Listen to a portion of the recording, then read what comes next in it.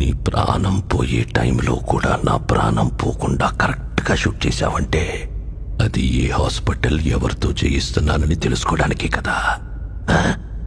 ఒక జీవిని మరో జీవి చంపడం తప్పు కాదు, అదే నేచర్. అందుకే దేవుడు ఒక జీవికి ఆహారంగా ఇంకో జీవిని సృష్టించాడు. చంపడమే తప్పైతే ఎద్దుకి కొమ్ముల్ని, పావుకి విషాన్ని, తేలికి కొంటెని ఎందుకు సృష్టించాడు? కానీ ఆ కొమ్ముల్ని, విషాన్ని మనుషులకి ఇవ్వలేదుగా. మెదడు, మనిషికి మెదడుంది కదా. బలవంతుడే బతకగలడు. బలహీనులందరూ కలిసి వాళ్ళని వాళ్ళు కాపాడుకోవడానికి చేసుకున్నదే చట్టం. జింకని చంపితే శిక్ష, మేకని చంపితే శిక్ష లేదు. జింకలు తక్కువగా ఉన్నాయి, మేకలు ఎక్కువగా ఉన్నాయి. ఎక్కువగా ఉండడం మేకల తప్ప?